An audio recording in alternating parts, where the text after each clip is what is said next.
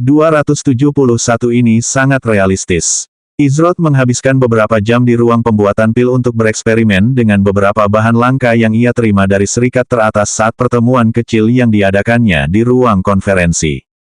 Satu hal yang harus diakuinya adalah bahwa guild-guild papan atas sangat pandai dalam hal mengumpulkan barang-barang seperti material dan bahan-bahan. Meskipun ia kekurangan beberapa item, setiap bahan langka di hadapannya berpotensi menjadi dasar pil tingkat 3. Bahkan ada beberapa yang dapat dibentuk menjadi pil tingkat 4 hanya berdasarkan sifat-sifat utama yang tercantum. Namun, Izroth tidak menghabiskan terlalu banyak waktu untuk bereksperimen. Sebaliknya, ia menggunakan waktunya untuk mengisi ulang sebagian inventaris.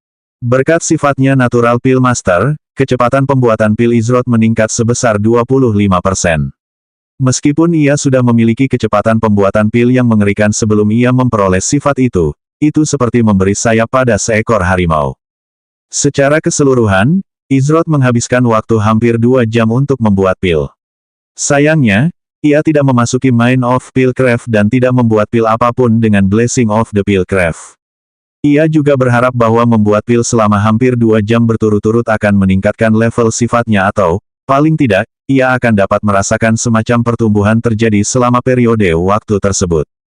Namun, pada akhirnya, Izroth tidak mendapatkan hasil apapun.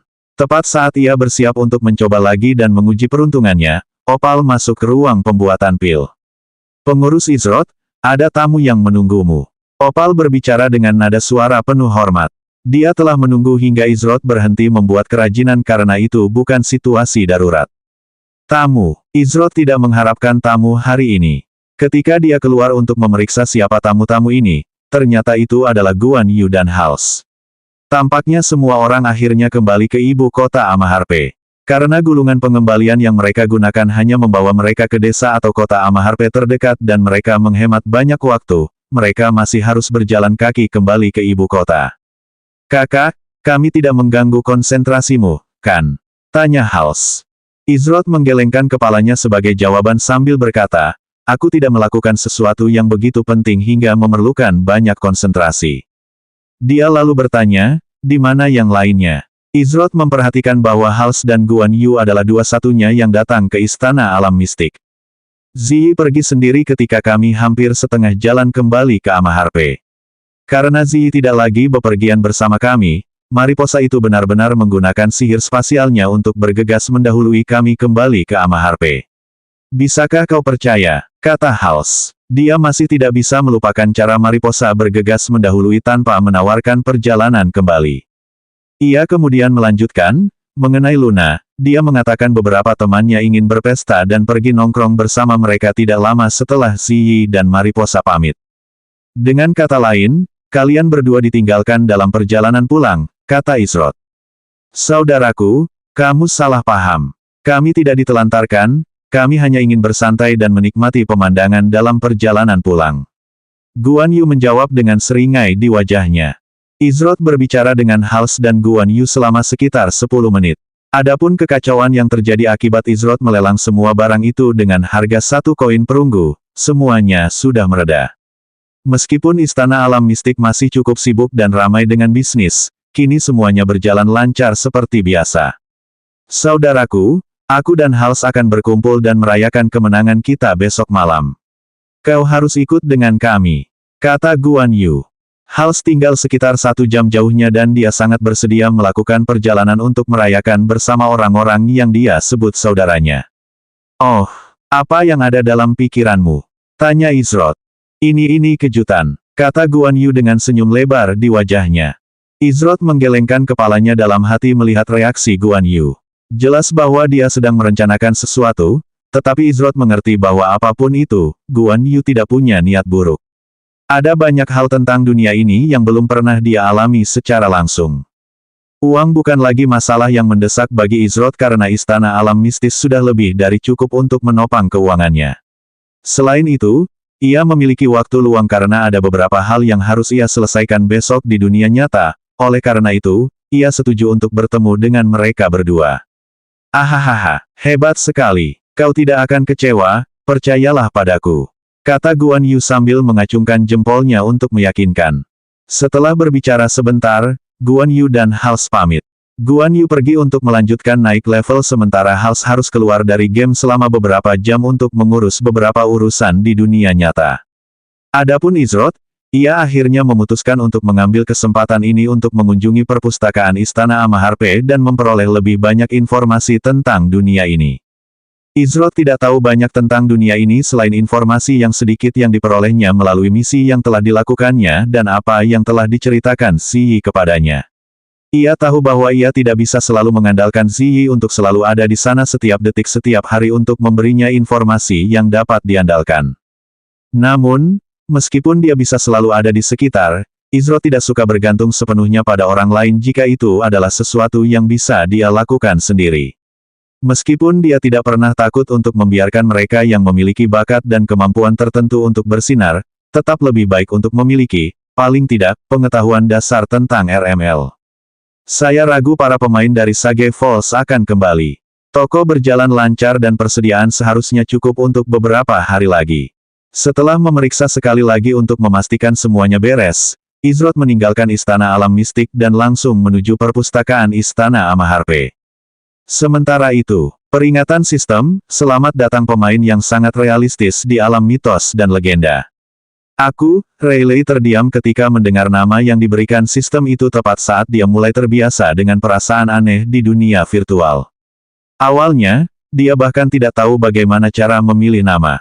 Kalau bicara soal game video, dia sama sekali tidak tahu cara kerjanya. Karena dia butuh waktu lama untuk memasukkan nama, game itu pada dasarnya mulai memainkan beberapa adegan yang awalnya digunakan untuk mengiklankan game itu sendiri sebelum dirilis secara resmi. Selama kurun waktu itu, Rayleigh mendapati dirinya mengucapkan kata-kata, ini sangat realistis, terlalu sering. Satu hal mengarah ke hal lain dan akhirnya, sistem entah bagaimana memberinya nama karakter itu. Yang ingin dia lakukan hanyalah memasukkan namanya sendiri dan dia bahkan tidak bisa melakukannya sebanyak itu. Apa yang sudah terjadi ya sudah terjadi, kata Rayleigh sambil menasihati dirinya sendiri. Setelah Jin meyakinkannya untuk meninggalkan pekerjaannya, akhir-akhir ini dia merasa punya banyak waktu luang. Selain itu, entah mengapa, akhir-akhir ini dia jadi penuh energi. Mungkin karena tingkat stresnya berkurang drastis, tetapi dia merasa dan tampak lebih muda dari biasanya. Akan tetapi, bagaimana dia bisa tahu bahwa ini karena fisik 8 siklus bulan yang diberikan Izroth padanya. Namun, satu hal mengarah ke hal lain, dan dia mendapati dirinya mencoba headset realitas virtual yang Jin tinggalkan di meja untuknya. Saat ini, Rayleigh mengenakan jubah pemula. Ia memilih kelas pemanggil karena tampaknya kelas itu adalah kelas yang paling aman untuk dimainkan. Seseorang dapat memanggil makhluk untuk menyerang, bertahan, atau mendukung diri mereka sendiri sambil menjaga jarak, jadi ia memilihnya tanpa ragu-ragu. Akan tetapi, sekarang setelah dia berada di RML, dia tidak benar-benar tahu apa yang harus dilakukan selanjutnya. Peringatan sistem, misi baru telah ditambahkan ke log misi Anda. Apakah Anda ingin melihatnya? Rayleigh terkejut mendengar suara sistem yang tiba-tiba berbicara entah dari mana. Pasti butuh waktu baginya untuk terbiasa. Quest. Ya, kata Rayleigh tanpa banyak berpikir. Segera setelah dia melakukannya, log quest terbuka untuknya saat dia membaca informasi yang muncul di hadapannya. Ada sesuatu tentang quest kelas dan menemukan guru kelas seseorang. Ada beberapa istilah yang tidak ia pahami, namun ia mengerti dasar-dasar apa yang harus ia lakukan. Coba saya lihat, saya tinggal mengatakan ini dan akan terbuka secara otomatis. Tampilkan peta mini. Kata Rayleigh saat peta mini terbuka yang memberikan petunjuk arah ke gedung kelasnya. Peta mini adalah sesuatu yang hanya tersedia di desa-desa awal untuk memudahkan pemain menemukan jalan karena mereka benar-benar baru dalam permainan. Berhasil. Rayleigh bersemangat dan senyum muncul di wajahnya. Dia berhasil. Dia sedang bermain game video. Ada beberapa pemain yang lewat dan melihat betapa bersemangatnya dia dan hanya menatapnya dengan canggung. Apa yang membuatnya begitu bersemangat di desa pemula? Dia memancarkan aura seorang pemula. Di tengah kegembiraannya, Rayleigh menyadari tatapan para pemain di dekatnya dan wajahnya tak dapat menahan diri untuk tidak sedikit memerah karena malu saat dia bergegas menuju gedung kelasnya mengikuti petunjuk pada peta mini. Game ini benar-benar seperti melangkah ke dunia lain. Rayleigh bergumam pada dirinya sendiri. Ia masih tidak percaya dengan pemandangan di depannya. Video game yang dimainkan Jin di masa lalu tidak seperti ini. Beberapa saat kemudian, Rayleigh mencapai gedung kelasnya dan setelah berbicara dengan instruktur pemanggil yang sopan, dia menerima bola ajaib aneh, dan juga misi kelas. Bola itu adalah bola pemanggil standar yang memungkinkannya memanggil berbagai jenis roh dan makhluk, namun, ia harus terlebih dahulu membuat kontrak dengan salah satunya sebelum dapat melakukannya. Sedangkan untuk misi kelas, misi itu tidak seperti misi kelas Master Tempur. Yang harus ia lakukan hanyalah mencapai level 10 dan mengunjungi guru kelasnya setelah menyelesaikan tugas itu. Nama NPC, Colasia Elite. Tingkat NPC. Sebelum kau pergi, penting bagimu untuk membuat kontrak dengan salah satu roh di sini. Jangan ragu untuk melihat-lihat dan beritahu aku setelah kau memilih roh yang ingin kau ajak membuat kontrak. Kata Colasia dengan senyum lembut di wajahnya. Rayleigh mengangguk kecil sambil mencari-cari roh yang akan diajaknya membuat kontrak pertamanya di seluruh ruangan. Namun, kemanapun dia memandang, makhluk-makhluk itu tampak menakutkan atau sama sekali mengabaikannya saat dia mencoba menarik perhatiannya. Hal ini membuatnya merasa sedikit putus asa. Jangan merasa terlalu buruk. Roh sangat pemilih dalam memilih siapa yang akan menjadi pemanggil mereka. Bagaimanapun, ini adalah kontrak yang dibuat untuk seumur hidup. Kata Colasia sambil mencoba menghibur Rayleigh. Ada banyak yang patah semangat, tetapi Colasia sangat yakin bahwa ada roh untuk semua orang. Meong, meong. Rayleigh mendengar suara kecil di dekatnya. Ia melihat sekeliling untuk mencari tahu dari mana suara itu berasal dan ternyata itu adalah makhluk kecil yang ukurannya tidak lebih dari 30 cm. Lucu sekali, kata Rayleigh sambil mengamati roh yang menggemaskan itu. Makhluk reptil kecil itu memiliki ekspresi gembira di wajahnya. Ia memiliki sisik ungu dan biru serta mata biru jernih saat ia mencoba menarik perhatian Rayleigh. Rayleigh mendekati makhluk kecil itu sambil mengusap kepalanya dengan lembut ke arahnya dengan sikap patuh. Semangat Rayleigh langsung terangkat. Ada roh yang bersedia berkontrak dengannya. Aku ingin membuat kontrak dengan roh ini. Ucap Rayleigh sambil mengambil makhluk kecil yang menyerupai reptil itu dan menaruhnya di telapak tangannya. Namun, Colasia memasang ekspresi terkejut di wajahnya ketika Rayleigh memilih makhluk itu. Apakah kau yakin itu makhluk yang ingin kau ajak membuat kontrak? Colasia bertanya untuk konfirmasi. Ya, Rayleigh menjawab tanpa ragu. Mengeong. Makhluk itu mengeluarkan suara kecil dan tampak setuju dengannya. Colasia menggelengkan kepalanya dan mendesah pelan sambil berkata, asalkan kamu yakin.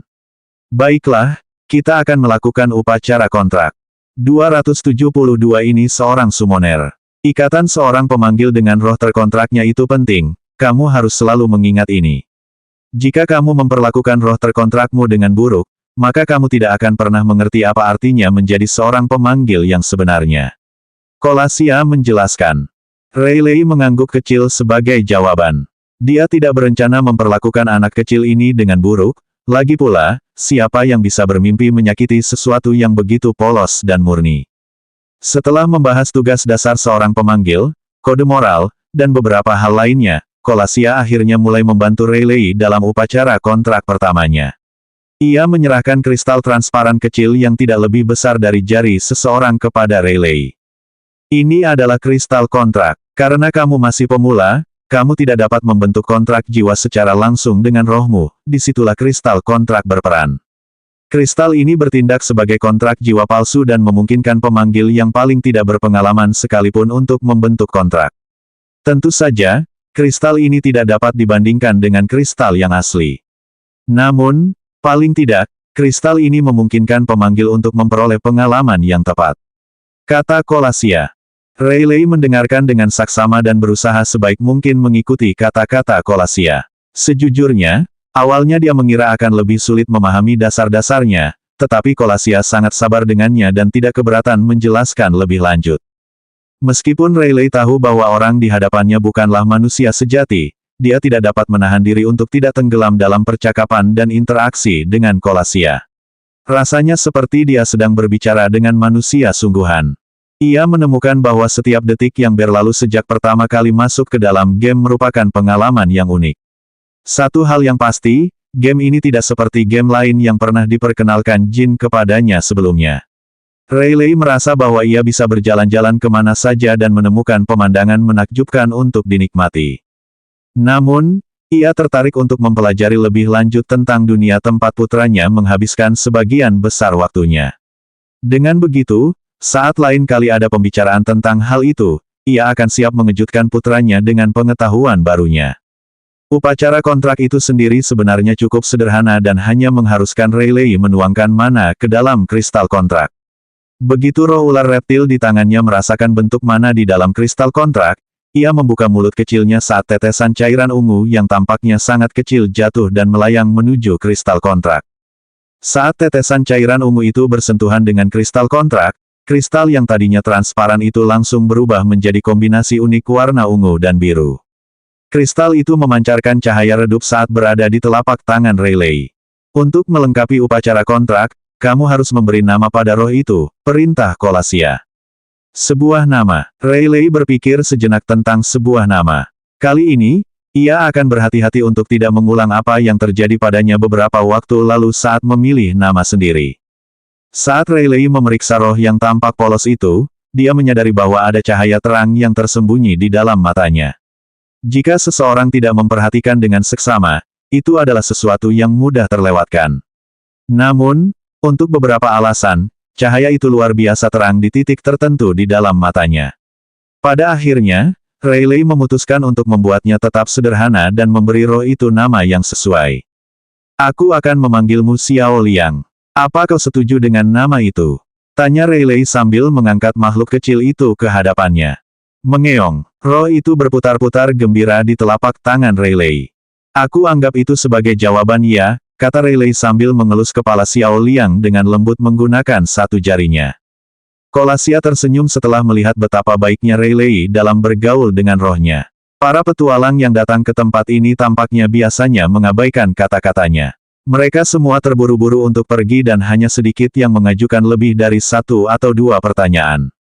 Oleh karena itu, dia senang jika ada orang seperti Rayleigh yang datang dan meluangkan waktunya untuk proses tersebut. Itu menunjukkan bahwa dia memiliki kesabaran, sesuatu yang tidak dimiliki kebanyakan orang lain. Setelah kontrak berakhir, Rayleigh berbicara dengan Kolasia selama beberapa menit sebelum ia menuju ke tempat yang ditandai di minimapnya. Itu adalah ladang monster di dekatnya yang memiliki monster dalam kisaran level 1 hingga 3. Tidak butuh waktu lama bagi Rayleigh untuk tiba di medan monster. Hal pertama yang disaksikannya adalah pemandangan pemain lain yang sedang melawan monster. Sebagian besar pemain tampak berkelompok dan bekerja sama untuk mengalahkan dan membasmi musuh mereka dengan cepat. Ada juga beberapa pemain yang bertarung sendirian melawan beberapa monster yang ada. Semua orang tinggal di area kecil mereka sendiri dan berusaha untuk tidak saling mengganggu. Sedangkan Rayleigh, dia mencari-cari sebelum akhirnya menemukan area kecil yang tidak ditempati siapapun. Meskipun Rayleigh tidak menyadarinya, banyak pasang mata yang menatapnya saat dia muncul. Dia memang cantik alami, tetapi setelah dia menerima tubuh 8 siklus bulan, penampilannya menjadi lebih anggun dan cantik dari sebelumnya. Oleh karena itu, wajar saja jika dia menarik banyak perhatian. Akan tetapi, Rayleigh saat ini terlalu sibuk mengolah semua informasi di kepalanya untuk menyadari tatapan yang diterimanya. Coba lihat, aku harus melempar itu dan kemudian. Tunggu, ini sebaliknya. Rayleigh berkata pada dirinya sendiri dengan pelan. Dia butuh sedikit waktu untuk menata pikirannya dan menenangkan diri. Saat dia mendekati monster itu, dia menjadi gugup karena ini akan menjadi pertarungan pertamanya di RML. Nama, babi hutan taring putih, normal. Tingkat, 1. HP, 50-100%. Para pemain di dekatnya menggelengkan kepala mereka dalam hati saat mereka melihat gerakan dan posisi Rayleigh yang canggung. Ada juga fakta bahwa dia adalah seorang magic caster namun dia bergerak dalam jarak dekat White Tooth Boar. Dengan kata lain, dia benar-benar pemula. Bahkan roh yang dimilikinya terlihat sangat lemah dan rapuh sehingga seseorang mungkin bisa menginjaknya secara tidak sengaja dan membunuhnya. Hal ini membuat beberapa orang yang berpikir untuk mengundangnya ke pesta kehilangan minat, namun, masih ada beberapa pemain yang menonton dan menunggu Rayleigh mempermalukan dirinya sendiri. Rayleigh berdiri sekitar 2 meter dari White Tooth Boar. Karena ia adalah monster pemula, ia tidak mengambil inisiatif untuk menyerang karena itu terserah pada pemain. Ada ekspresi tekad di mata Rayleigh saat ia mendekati monster itu dengan bola pemanggil di tangannya dan Xiao Liang bersandar di bahunya. Para pemain yang menonton terkejut dengan perubahan sikap Rayleigh yang tiba-tiba. Mungkin mereka terlalu cepat menghakiminya. Namun, tidak ada yang dapat mempersiapkan mereka untuk apa yang mereka lihat selanjutnya. Wuih, ledakan. Rayleigh menyerang White Tooth Boar dan mengambil sebagian besar HP-nya dalam satu serangan. Namun, itu bukan serangan sihir atau keterampilan, juga bukan roh terkontraknya yang menjadi penyebab serangan itu. Sebaliknya, dia benar-benar menyerang White Tooth Boar dengan bola pemanggilnya. Wah, Rayleigh menghantamkan bola pemanggilnya ke makhluk itu sekali lagi saat makhluk itu ambruk karena kalah. Hanya dengan 2 ayunan bola pemanggilnya, dia berhasil mengalahkan White Tooth Boar. Namun, dia tidak berhenti di situ. Dia pindah ke White Tooth Boar berikutnya dan mengulangi proses yang sama. Menggunakan bola pemanggilnya, dia benar-benar menghajar White Tooth Boar yang malang itu sampai mati. Penyihir macam apa yang bertarung seperti itu? Ini seorang pemanggil. Salah satu pemain di dekatnya yang menyaksikan kejadian itu berkomentar. Pemanggil mana yang menggunakan bola pemanggilnya seperti batu? Yang lebih aneh lagi adalah dia benar-benar mampu membunuh White Tooth Boar dengan serangannya. Kita harus tahu bahwa serangan seorang Magic Caster, terlebih lagi untuk seorang Summoner, sangat lemah secara default. Dengan kata lain, serangan Rayleigh seharusnya maksimal 10 poin karena dia tampak seperti pemain baru. Namun, untuk mengalahkan monster dengan serangan fisik sebagai seorang Summoner, seberapa tinggi serangan dasarnya? Sementara para pemain di sekitarnya melihat dengan tak percaya dan terkejut, Rayleigh melanjutkan aksinya menghancurkan dengan senyum mengembang di wajahnya. Siapa yang tahu video game bisa sangat menyenangkan. Dia merasa seolah-olah dia bisa menghancurkan barang sepanjang hari. Entah mengapa, itu cukup menyegarkan. Meong, meong. Xiao Liang yang berada di bahu Rayleigh tampak tengah menyemangatinya yang membuat pemandangan itu semakin menggelikan dari yang sudah-sudah. Mungkinkah makhluk kecil itu sebenarnya adalah pemanggil dan pemainnya adalah roh? Anda adalah roh. Bukankah Anda seharusnya bertarung sekarang juga alih-alih hanya menyemangatinya? Itulah beberapa hal yang terlintas di benak para pemain yang menonton.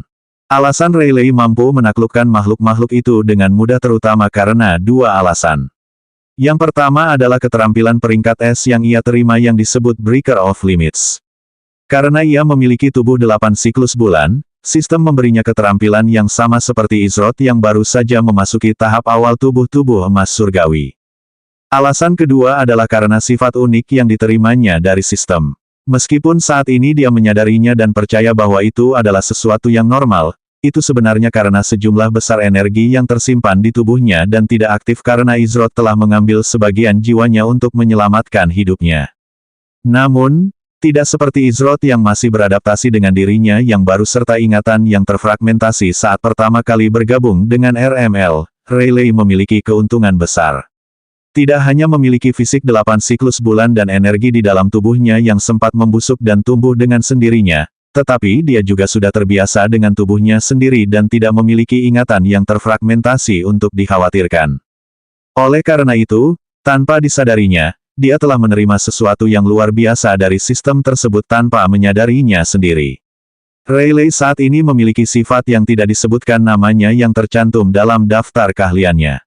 Namun, itu bukanlah sifat yang biasa. Itu sebenarnya adalah sumber yang unik. Sementara itu, di Amaharpe, Izroth saat ini berada di perpustakaan Istana Amaharpe sambil membaca banyak sekali buku yang tersimpan di dalamnya. Untungnya, ia memiliki ingatan yang sempurna dan mampu mengingat banyak hal setelah melihatnya sekali saja. Oleh karena itu, tidak sulit untuk membaca buku-buku di dalam perpustakaan. Akan tetapi, ada ribuan buku di lantai pertama saja. Izroth tidak dapat menahan diri untuk bertanya-tanya apakah semua ini benar-benar dibuat dengan hati-hati oleh beberapa orang di dunia nyata atau dibuat secara otomatis oleh sistem. Apapun itu, sangat mengesankan betapa terperincinya sebagian besar buku itu. Selama berada di perpustakaan istana, Izroth telah menemukan banyak mitos, legenda, dan informasi umum yang menarik tentang RML. Ia tidak lagi berada dalam kegelapan tentang hal-hal tertentu yang seharusnya menjadi pengetahuan umum baginya. Satu hal yang menarik perhatiannya adalah isi sebuah buku bersampul tebal dengan sampul berwarna ungu. Tidak ada judul di bagian depan buku tersebut dan tidak ada nama pengarangnya, sebaliknya, ada simbol aneh dengan kepala naga di sampulnya. Isi buku tersebut menarik perhatian Izrod karena membahas tentang sesuatu yang perlu ia ketahui lebih lanjut. Atau lebih spesifiknya, membahas tentang keberadaan legendaris yang dikenal sebagai naga. Mungkinkah ini kunci untuk menemukan tempat itu? Jalan para naga. Izrod menatap buku bersampul ungu di tangannya sembari memilah isi buku itu dalam benaknya. 273 penjaga buku yang marah. Untuk bagian kedua dari perjalanan dunianya, Izrod harus menyelesaikan sesuatu yang disebut Jalan Naga sendirian. Namun, dia tidak memiliki informasi apapun tentang tempat tersebut, oleh karena itu, dia bahkan tidak tahu harus mulai mencari dari mana. Namun, setelah membaca isi buku bersampul ungu itu, meskipun Izrod masih belum tahu di mana letaknya, ia jadi tahu sedikit tentang makhluk yang disebut naga. Tentu saja, Izrod tahu apa itu naga karena ada beberapa di Seven Realms, tetapi mereka adalah spesies yang sangat langka. Meskipun ada banyak makhluk di 7 alam yang memiliki darah naga mengalir dalam nadinya, namun darah tersebut hanya bisa dianggap biasa-biasa saja jika dibandingkan dengan garis keturunan naga sejati. Berdasarkan isi buku yang baru saja dibaca Izrod, kasus naga di RML tampaknya serupa. Sayangnya, hanya ada sedikit data tentang naga yang sebenarnya dan sebagian besar buku tersebut hanya berisi spekulasi dan teori tentang ras naga. Kenyataannya, ras naga diselimuti misteri dan butuh waktu berabad-abad sebelum seseorang melaporkan melihatnya. Apakah Izrod harus menunggu beberapa abad hingga seekor naga muncul dan bertanya di mana jalan para naga? Tentu saja tidak, meskipun buku itu tidak sepenuhnya tidak berguna. Buku itu tidak akan menarik perhatian Izrod jika hanya berisi spekulasi liar dan asumsi acak. Di suatu tempat di dalam kerajaan keempat, Tempest adalah sekelompok orang yang menyembah naga sebagai makhluk suci dan ilahi. Namun, ada 3 hal yang membuat perjalanan ke sana bagi Izrod sedikit rumit. Yang pertama adalah dia tidak tahu di mana letak Tempest dari kerajaan keempat. Namun, Izrod memperkirakan bahwa informasi ini tidak akan terlalu sulit diperoleh. Bahkan ada kemungkinan lokasinya terkubur di salah satu buku di dalam perpustakaan istana. Alasan kedua adalah karena para penyembah naga adalah kaum nomaden.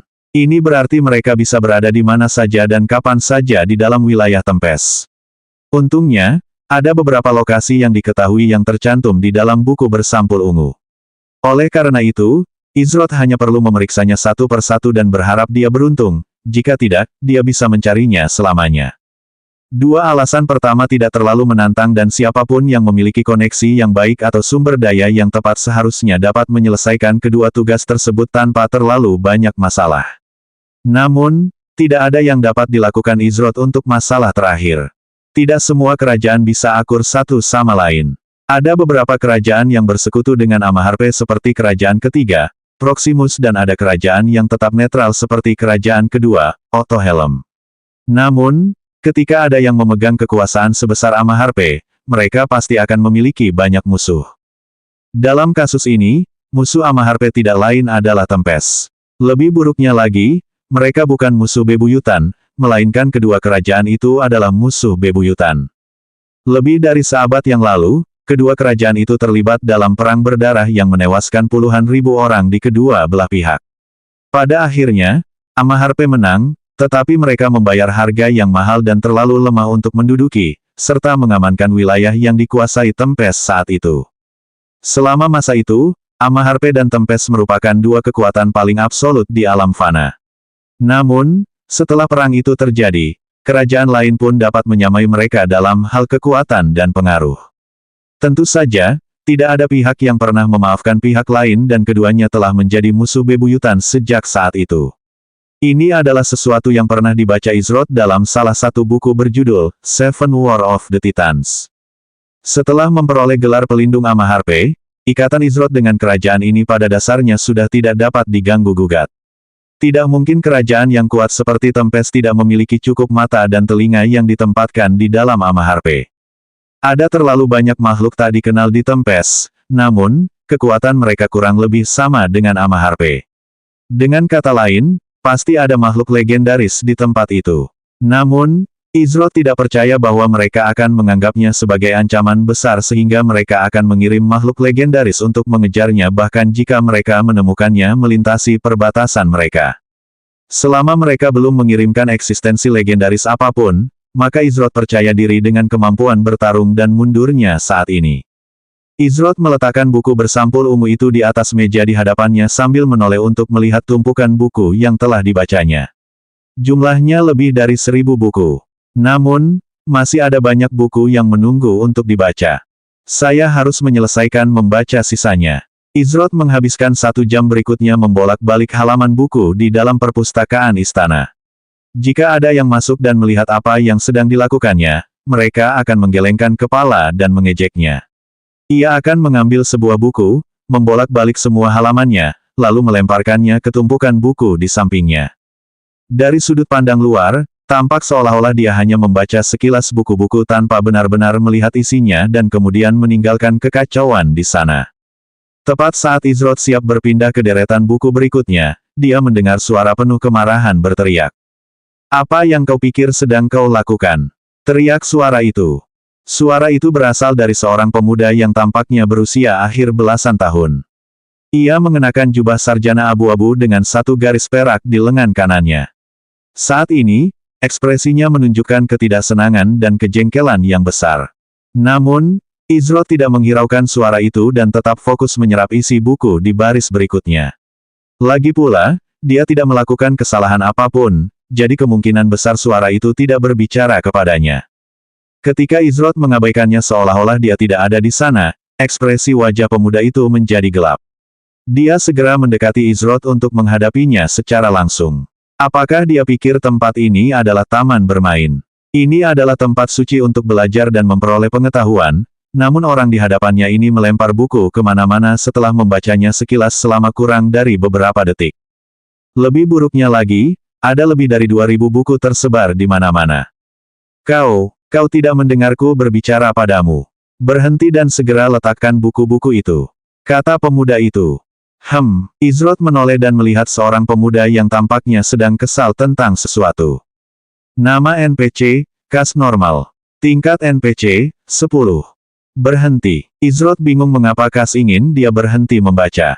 Lagi pula, siapa dia yang bisa memberitahu dia apa yang bisa dan tidak bisa dia lakukan.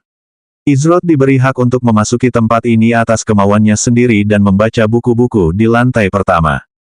Kas mencibir, "Aku asisten pertama penjaga buku, Kas. Tugasku adalah memastikan tidak ada kerusakan yang terjadi pada buku-buku di perpustakaan ini dan buku-buku itu digunakan hanya untuk tujuan memperoleh pengetahuan. Buku-buku itu tidak boleh dipegang oleh seseorang yang memperlakukannya seperti sampah dan mainan. Jika kau ingin bermain-main, lakukanlah di tempat lain yang bukan di sini." Alis Izrot sedikit terangkat mendengar kata-kata Kas. Sampah, mainan. Apakah dia tidak menggunakan buku-buku di tempat ini untuk mengumpulkan pengetahuan? Bagaimana dia bisa bermain-main? Namun, setelah berpikir sejenak, Izrot mengerti mengapa Kas berpikir seperti itu. Berkat fisik tubuh emas surgawi, Izrot dapat mengingat informasi dari buku-buku itu hanya dengan melihatnya sekali. Oleh karena itu, yang harus ia lakukan hanyalah membolak-balik setiap halaman dan dengan cepat memindainya dengan matanya. Namun, meskipun ia menganggap ini sebagai membaca, hal ini jelas akan terlihat konyol dari sudut pandang orang luar. Izrot dapat melihat bahwa Kas hanya melakukan tugasnya dan tampak bersemangat dengan buku, jadi dia tidak menjadi marah setelah kesalahpahaman tersebut. Memang, rasanya seolah-olah saya hanya bermain-main saja. Kamu keliru. Aku membaca setiap buku yang kuambil. Izrot menjawab dengan nada riang. Kas menatap Izrot seolah-olah ada yang mengganjal di kepalanya. Apa yang sedang dia lakukan yang mirip dengan membaca? Namun, saat Kas hendak menegur Izrot lebih lanjut, dia menghentikan dirinya sendiri setelah mendengar suara langkah kaki mendekat. Ekspresi wajah Kas langsung kehilangan semua warnanya dan menjadi pucat. Ini buruk. Aku tidak bisa membiarkan Grandmaster melihat perpustakaan seperti ini, kata Kas dengan nada panik sambil bergegas mengambil buku-buku dan mulai menaruhnya kembali ke tempat yang semestinya di rak masing-masing. Namun, bagaimana mungkin dia bisa mengambil lebih dari 2000 buku dalam waktu yang sesingkat itu? Izrot tercengang melihat perubahan perilaku Kas yang tiba-tiba. Saat melihat Kas yang panik dan bingung, dia mendengar suara orang lain mendekat. Langkah kaki orang itu memiliki irama yang unik setiap kali kakinya menyentuh tanah. Hal itu sangat menenangkan pikiran dan hampir membuat Izrot benar-benar lengah sejenak. Sungguh keterampilan yang mengerikan. Sementara Izrot akan dengan mudah mengatasi keterampilan seperti itu berkat tekadnya yang dahsyat. Jika keterampilan itu digunakan pada orang kebanyakan, tidak diragukan lagi bahwa pikiran mereka akan melayang dan memasuki keadaan yang benar-benar tenang dan tenteram. Tentu saja, itu tidak selalu merupakan hal yang buruk jika seseorang ingin bermeditasi atau bersantai. Namun, jika keterampilan seperti itu digunakan di tengah pertempuran, itu bisa berbahaya. Beberapa saat kemudian, seorang pria yang tampaknya berusia akhir 50-an hingga awal 60-an memasuki perpustakaan. Ia mengenakan jubah sarjana abu-abu yang sama seperti Kas, namun, alih-alih pita perak di lengan kanannya, ada lingkaran 5 bintang emas. Di tengah bintang-bintang itu terdapat simbol buku kecil yang terbuka dengan halaman kosong. Izrot mengamati pria yang baru saja masuk. Dia memiliki rambut abu-abu pendek dengan janggut yang rapi dan terawat. Meskipun penampilannya sudah tua, orang bisa tahu bahwa dia dulunya cukup tampan di masa mudanya. Namun yang paling menonjol adalah tatapan dalam dan mendalam yang terpancar di matanya seolah-olah dia memahami misteri dunia dan apa yang ditawarkannya. Nama NPC, Orion, penjaga buku. Tingkat NPC. Orion melirik Izrot yang merupakan satu-satunya orang lain di perpustakaan selain asistennya. Namun, itu hanya sesaat karena ia kehilangan minat. Pandangannya kemudian tertuju pada Kas yang sedang berusaha mengambil buku-buku yang berserakan. Kas, apa maksudnya ini? Inikah yang kau sebut terawat dan bersih? Apa kau menganggapku orang tua bodoh? Kau pasti menganggap standarku rendah. Orion berbicara dengan suara tegas karena nadanya mengandung nada tidak senang yang tinggi. Kas menjadi sangat murung setelah mendengar kata-kata teguran Orion. Dia tidak bisa menahan rasa getir terhadap Izrot yang merupakan biang keladi di balik kekacauan ini. Dia ingin mencekiknya sampai mati. Grandmaster, aku bersumpah tempat ini bersih beberapa jam yang lalu. Orang ini yang melempar buku-buku ke lantai secara acak setelah hanya membacanya sekilas tanpa membaca apapun. Dia tidak menghormati buku dan pengetahuan yang terkandung di dalamnya. Dia memperlakukannya seperti sampah sekali pakai. Kata Kas sambil segera mengalihkan kesalahan kepada Izrot. Kas tidak ingin Grandmaster berpikir lebih rendah tentangnya karena sesuatu yang dilakukan orang lain. Orion mengalihkan fokusnya ke arah Izrot sambil menyipitkan matanya untuk mengamatinya. Anak muda, apakah kau yang melakukannya? Tanya Orion dengan nada tegas tanpa basa-basi. Jika yang kau maksud adalah buku-buku, maka ya. Namun, kata Izrot namun dipotong oleh Orion. Bagus, sangat bagus. Sudah lama sejak seseorang berani membuat masalah di perpustakaanku. Kata Orion saat sebuah kekuatan tak terlihat menghantam tubuh Izrot. Kas merasakan keringat dingin mengalir di punggungnya. Dia telah bersama Grandmaster selama bertahun-tahun dan meskipun dia orang yang tegas, dia masih sangat mudah bergaul dan hanya sedikit hal yang benar-benar membuatnya kesal. Saat ini, Kas dapat melihat bahwa Grandmaster sedang marah. Orang itu tamat di Amaharpe. Dia akan beruntung jika Grandmaster hanya mengusirnya dari perpustakaan. Namun, Izrot tidak terpengaruh oleh tekanan yang dilepaskan Orion. Ia dibanjiri dengan willpower checks, tetapi setiap kali ia berhasil melewatinya dengan relatif mudah. Apakah ia akan membiarkan dirinya diintimidasi dan diganggu dengan begitu mudah? Jawabannya jelas tidak. Jika kau ingin menindasku karena membaca, maka kau harus berusaha lebih keras. Ucap Izrot dengan acuh tak acuh. Orion melihat bahwa tekanannya tidak berhasil pada Izrot dan sorot matanya menjadi sedikit dingin. Bagus, sangat bagus. Mari kita lihat berapa lama kau bisa menyembunyikan kebohonganmu, kata Orion. Ia menarik kembali tekanannya saat sebuah ide tiba-tiba muncul di benaknya. 274 menulis ulang hukum-hukum fundamental. Izrot bukanlah tipe orang yang mau berkonfrontasi dengan sukarela, namun, ia tidak akan membiarkan dirinya diperlakukan tidak adil, terutama jika Orion ingin mengintimidasinya. Orion telah memotong pembicaraan Izrot bahkan sebelum ia sempat menjelaskan dirinya sendiri dan Kas hanya lepas tangan atas masalah tersebut bahkan setelah Izrot telah menjelaskan kepadanya bahwa itu adalah kesalahpahaman. Meskipun buku-buku berserakan di mana-mana, tidak ada cukup meja di perpustakaan untuk menampung 2000 buku kecuali jika ditumpuk hingga ke langit-langit. Meskipun mungkin tampak tidak teratur pada pandangan pertama bagi mereka yang melihatnya dari sudut pandang luar, Izrot sebenarnya telah menumpuk buku-buku dengan rapi ke dalam tumpukan yang teratur. Setidaknya ada 20 tumpukan seperti itu yang tersebar di seluruh perpustakaan. Tentu saja, dia berencana mengembalikan setiap buku ke tempat asalnya setelah dia selesai membaca semua yang ada di lantai pertama. Lagi pula, dia hanya butuh waktu kurang dari setengah menit untuk mengembalikan semuanya ke tempat yang semestinya menggunakan flickering steps. Namun, alasan utamanya tidak segera mengembalikan buku-buku itu ke rak setelah selesai membaca adalah karena adanya penundaan selama 1 menit sebelum seseorang dapat memilih buku lainnya. Setelah seorang pemain memilih sebuah buku dan kemudian menaruhnya kembali ke rak, mereka tidak akan dapat mengambil buku kedua selama 1 menit. Izrod tidak tahu mengapa pembatasan semacam itu diberlakukan. Mungkin untuk mendorong pembaca agar memilih buku dengan hati-hati karena mereka harus menunggu cukup lama sebelum dapat memilih lagi. Namun, berapa lama waktu yang dibutuhkannya untuk membaca semua buku di lantai pertama jika ia harus menunggu 1 menit setiap kali ia meletakkan buku kembali ke tempatnya? Namun, yang tidak diketahui Izrod adalah bahwa pembatasan itu ditetapkan oleh Orion sendiri. Orion percaya bahwa jika seseorang mengambil sebuah buku, mereka setidaknya harus membacanya. Setiap buku di dalam perpustakaan istana adalah harta karun baginya dan unik dengan caranya sendiri. Oleh karena itu, pembatasan itu ada untuk meningkatkan kemungkinan buku dibaca setelah diambil.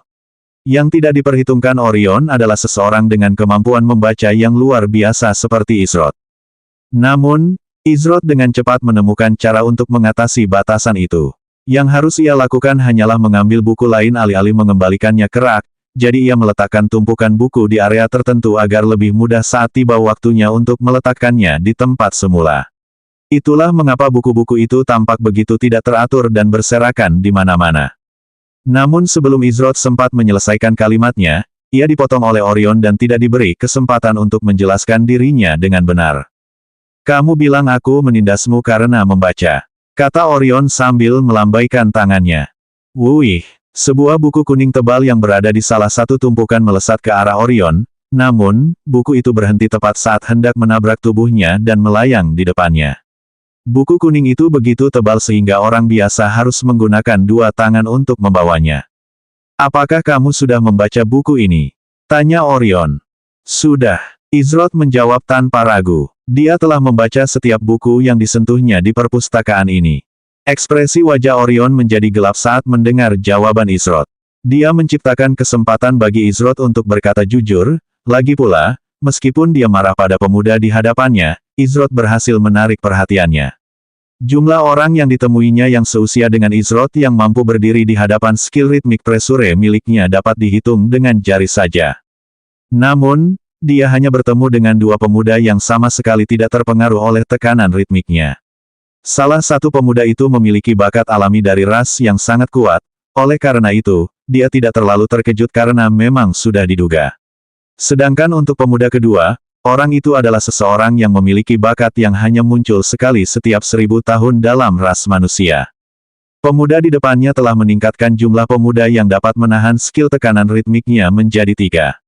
Tidak hanya itu, meskipun samar, pemuda itu sebenarnya memiliki sumber dalam tahap awal dan bahkan sekarang dia dapat melihatnya tumbuh pada tingkat yang mengkhawatirkan. Namun sayangnya, pemuda itu memutuskan untuk terus berbohong, oleh karena itu, ia tidak akan membiarkannya pergi tanpa hukuman. Ia telah bertemu banyak pemuda yang sombong dan berbakat yang perlu diajari pelajaran tentang kerendahan hati. Jadi sebelum ia memutuskan hukuman, ia akan membiarkan pemuda itu mempermalukan dirinya sendiri untuk mengajarinya 1 atau 2 hal tentang kejujuran. Buku ini adalah buku dasar yang membahas 255 hukum urutan sihir. "Katakan padaku, apa hukum ke-103?" tanya Orion. Kas tercengang. Biasanya, Grandmaster pasti sudah mengusir seseorang seperti Izrod dari perpustakaan dan melarangnya menginjakan kaki di istana atau bahkan Ama Harpe lagi. Mungkinkah Grandmaster ingin memberi pelajaran kepada pemuda ini? Jika memang begitu, maka Kas merasa kasihan terhadap Izrod. Bahkan dia sendiri belum menghafal 255 hukum rangkaian sihir. Izrod meluangkan waktu sejenak untuk menyusun pikirannya tentang 255 rangkaian hukum sihir. Meskipun ia memiliki ingatan yang sempurna, ia tetap harus memilah-milah semuanya atau semuanya akan berakhir menjadi kekacauan yang harus terus-menerus ia telusuri. Lagi pula, fokus utamanya adalah menghafal sederhana. Ia kemudian berencana untuk menyelesaikan pengorganisasian pikirannya setelah menyelesaikan setiap buku di perpustakaan. Izrod hanya butuh beberapa saat untuk menemukan jawabannya saat dia membalas. Hukum ke-103 rangkaian sihir menyatakan bahwa seseorang tidak boleh menyilangkan siklus sihir astral dengan siklus sihir nebula. Jika tidak, Anda hanya akan berakhir dengan rangkaian sihir yang berbalik arah dan menghancurkan tubuh Anda dari dalam keluar. Orion mengangkat alisnya sedikit karena terkejut. Jawabannya sebenarnya benar, namun, mungkinkah dia hanya beruntung? Hanya ada satu cara pasti untuk mengetahuinya. Pertanyaan berikutnya, Orion hendak memberikan pertanyaan lain pada Izrod, tetapi sebelum ia sempat menyelesaikan kalimatnya, Izrod memotongnya. Namun, hal ini dapat dengan mudah dicegah dengan membalik urutan awal siklus sihir nebula. Izrod menambahkan. Orion mengerutkan kening saat mendengar kata-kata Izrod. Apakah pemuda ini mencoba membunuh seseorang dengan sengaja dengan informasi palsu seperti itu? Jika ada penyihir yang mencoba melakukan sesuatu yang sembrono itu, mereka akan mati dengan mengerikan. Apa kau mencoba membunuh seseorang?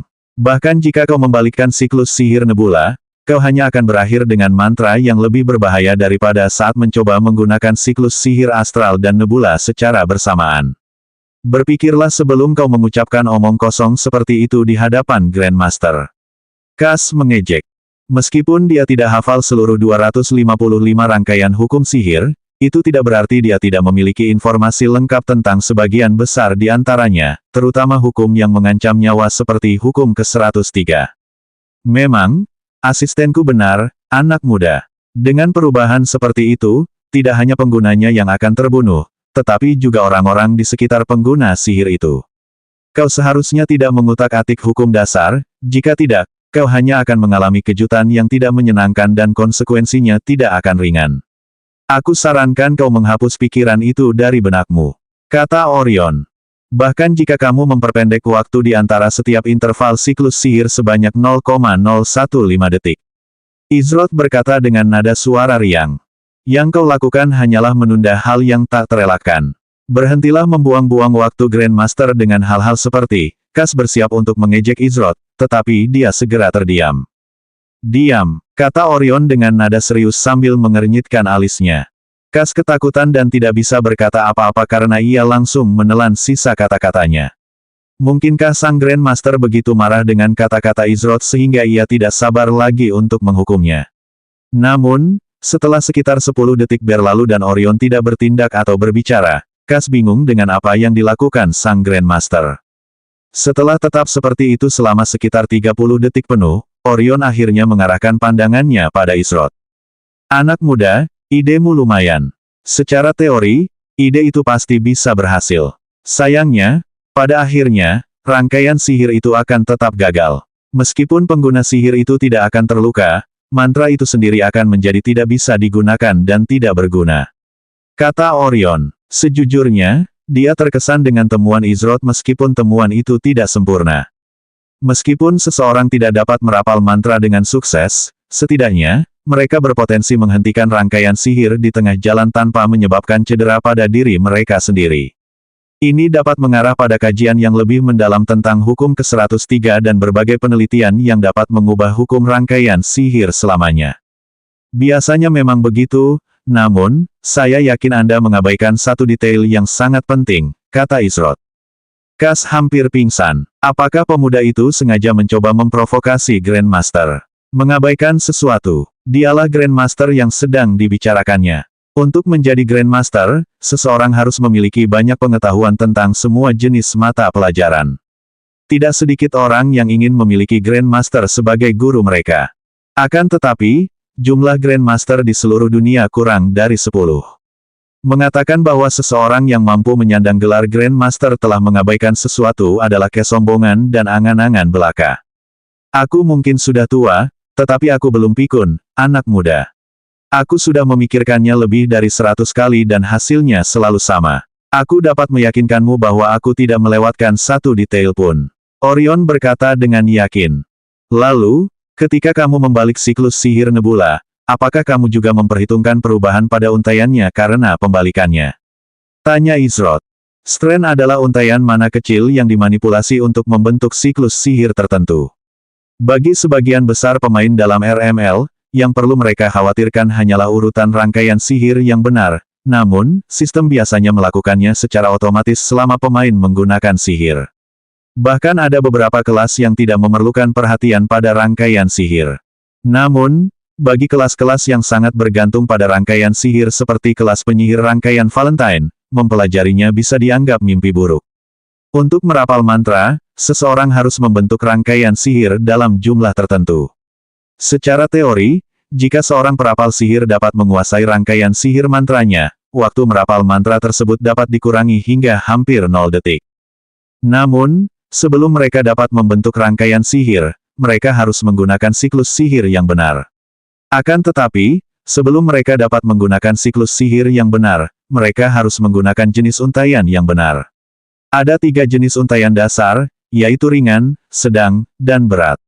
Untaian ini menentukan seberapa banyak mana yang digunakan pemain saat merapal mantra dan seberapa cepat mana tersebut akan disalurkan ke dalam mantra itu sendiri. Mata Orion sedikit membelalak karena terkejut. Tentu saja, ketika seseorang membalikkan siklus sihir nebula sambil menggunakan siklus sihir astral pada saat yang sama, ketebalan untaian akan berubah dari tebal menjadi tipis karena bagaimana kedua siklus sihir akan bereaksi satu sama lain. Bagaimana dia bisa mengabaikan detail yang begitu penting? Jika dia memikirkannya dengan menggunakan uang receh itu, metode pemuda itu pasti akan berhasil. Jika seseorang menggunakannya, mereka akan dapat mengabaikan sepenuhnya hukum sihir ke-103. Dengan kata lain, pemuda di hadapannya baru saja menulis ulang hukum dasar yang telah dipahat di batu selama berabad-abad. Sungguh pengetahuan yang mengerikan untuk dimiliki di usia yang begitu muda. Saat ini, Orion telah menyingkirkan amarahnya dan benar-benar lupa tentang niat awalnya untuk memberi pelajaran kepada Izroth. Hanya ada satu hal dalam pikirannya saat ini, apalagi yang ada dalam benak pemuda itu.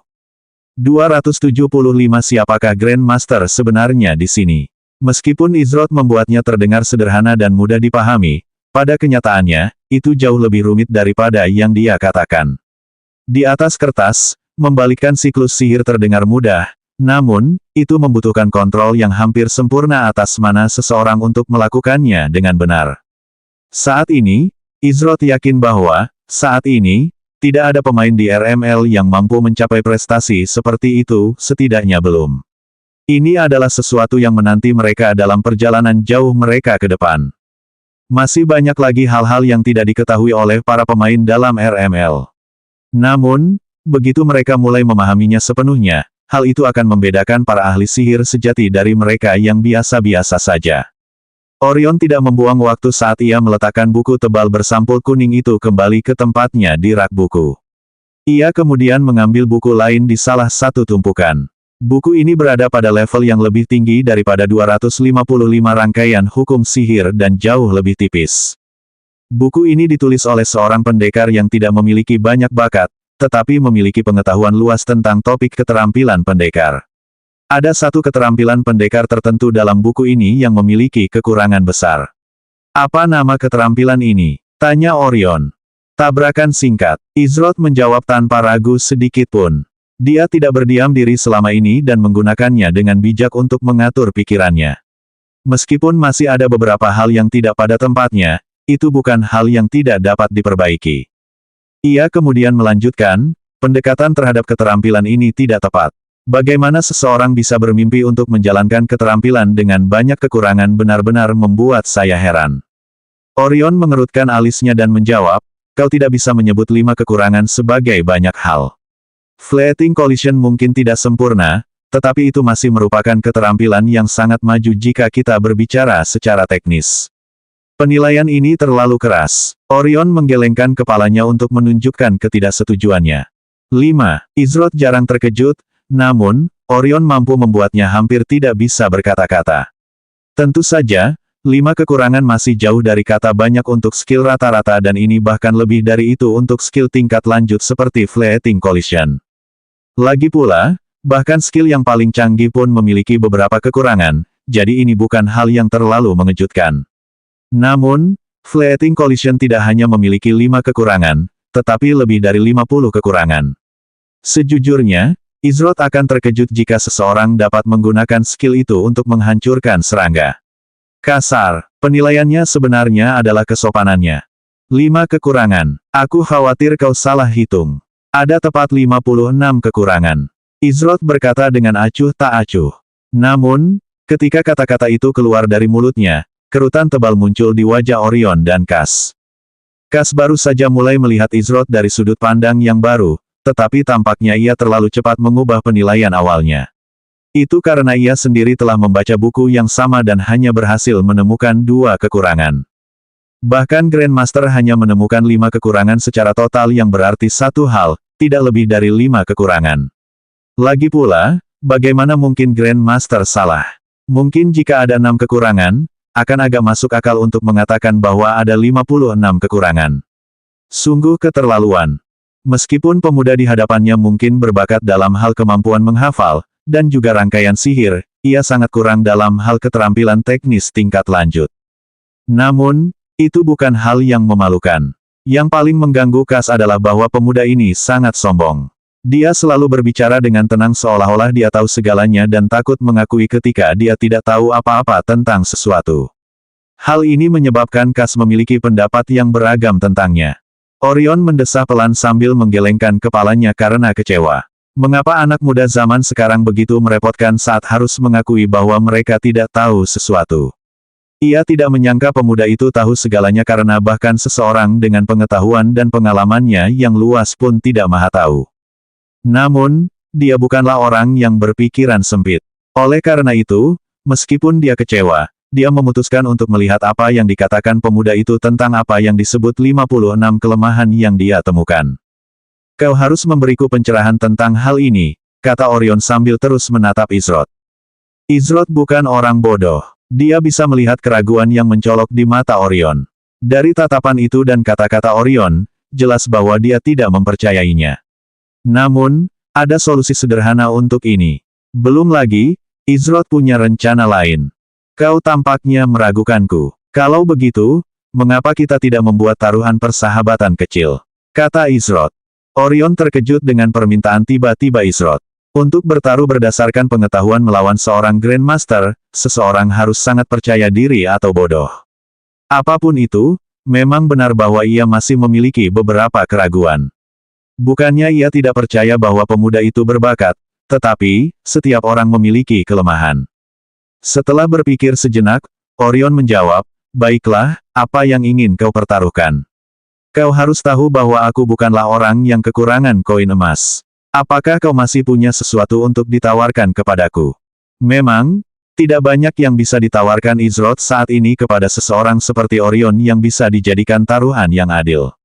Pengetahuan, bagaimana dia bisa menggunakan tawaran itu ketika Orion masih menyimpan keraguan tertentu? Ada satu hal yang masih dia simpan yang mungkin bisa menarik perhatian Orion meski hanya sedikit. Izroth mencabut pedang badai dari punggungnya. Aku bersedia mempertaruhkan pedangku, kata Izroth tanpa ada tanda-tanda keraguan. Ini, Orion mengamati pedang yang dipegang Izroth di tangannya. Meskipun itu adalah pedang yang luar biasa bagi seseorang seperti pemuda di depannya, pedang itu tidak akan lebih dari sekadar hiasan kecil di dindingnya jika dia memenangkannya.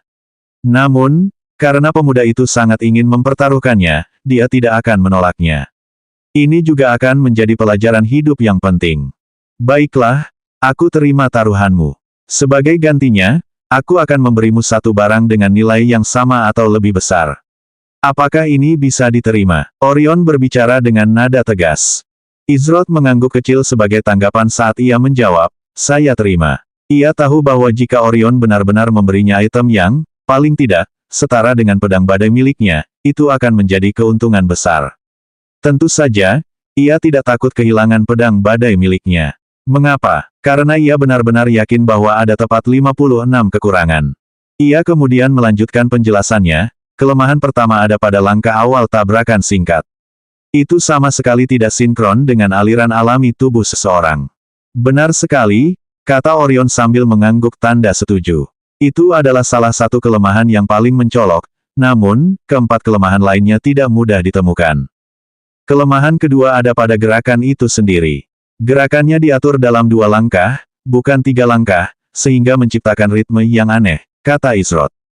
Kelemahan ketiga, kelemahan ke-25. Kelemahan ke-56. Izroth melewati semua 56 kelemahan itu dalam satu tarikan napas tanpa henti. Awalnya, Kas yakin kalau Izroth hanya omong kosong belaka, namun setelah melihat ekspresi wajah sang Grandmaster, dia tahu kalau dia salah besar. Saat Orion mendengarkan keempat kekurangan pertama, dia sudah menyanyikan pujian rahasia tentang Izroth dalam benaknya. Namun, saat Izroth mencapai kekurangan kelima, saat itulah ekspresi ketidakpercayaan muncul di wajah Orion.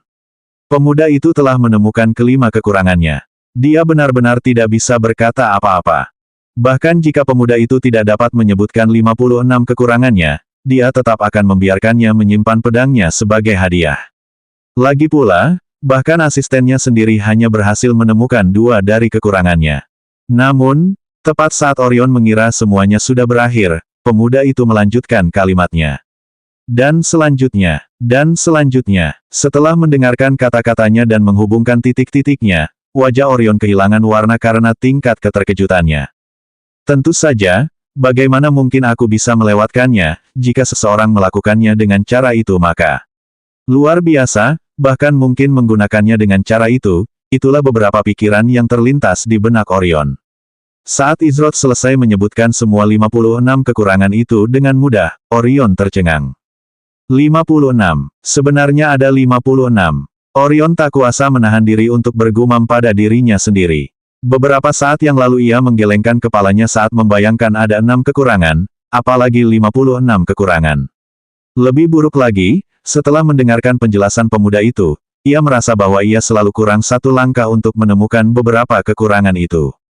Namun, yang paling menakutkan adalah ada beberapa bagian yang tidak ia pahami. Siapakah dia? Ia adalah seorang Grandmaster. Ia telah mengajar banyak sekali keajaiban dan kejeniusan sepanjang hidupnya dan ada orang-orang yang akan bersujud di kakinya hanya untuk berbicara dengannya selama beberapa menit dan menerima petunjuk.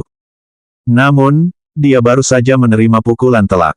Mungkinkah pemuda di hadapannya itu terlahir dengan anugerah pengetahuan langka yang memungkinkan seseorang untuk menyimpan sejumlah besar informasi sejak lahir? Kalau tidak, bagaimana mungkin dia mengerti begitu banyak hal di usia yang masih sangat muda? Bagaimana dengan jimat 10 keselarasan? Semuanya sempurna tetapi tidak pernah berhasil. Kata Orion. Seharusnya ada 11 susunan, bukan 10. Susunan yang genap tidak akan pernah berhasil. Mengenai struktur intinya, Izroth menanggapi. Lalu, bagaimana dengan bunga Polarisilia yang hanya mekar di malam hari? Kenapa bunga itu tidak tumbuh di Amaharpe? Amaharpe tidak memiliki aliran mana alami yang deras seperti tempat pertumbuhan aslinya. Dengan kata lain, mana tidak cukup padat.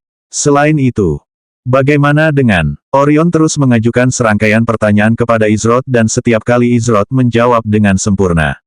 Ia bahkan melontarkan beberapa pertanyaan yang sudah ia ketahui jawabannya hanya untuk membuat Izroth tetap waspada. Namun, pemuda itu akan mengungkap beberapa hal yang belum pernah terlintas dalam pikirannya bahkan pada topik yang sudah ia ketahui. Senyum mengembang di wajah Orion. Saat membahas topik menarik dan memperoleh pengetahuan baru, dia seperti anak kecil di toko permen yang selalu menginginkan lebih. Kas tampak tercengang saat melihat Grandmaster yang sangat ia hormati itu dengan bersemangat mengajukan pertanyaan kepada seseorang yang usianya tidak lebih tua darinya. Ia tidak percaya dengan apa yang dilihatnya dan selalu merasa seperti sedang bermimpi. Saat itu, hanya ada satu pikiran yang terlintas di benak Kas. Siapakah sebenarnya Grandmaster di sini? 15 menit telah berlalu saat Orion membombardir Izroth dengan pertanyaan mulai dari keterampilan hingga dasar-dasar fundamental. Apa pendapatmu tentang Arcane Pendulum? Orion bertanya dengan nada suara bersemangat dan antusias.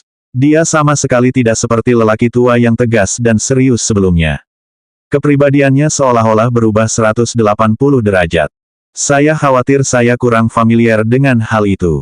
Saya belum sempat menelusuri seluruh perpustakaan, kata Izroth. Orion tampak kosong sejenak, seolah-olah baru saja kembali ke dunia nyata. Ekspresi itu langsung berubah menjadi rasa bersalah. Ia begitu asyik mengajukan pertanyaan sehingga ia benar-benar lupa dengan apa yang terjadi sebelumnya. Anak muda, aku mungkin keras kepala dalam beberapa hal, tetapi aku tahu kapan harus mengakui kesalahanku.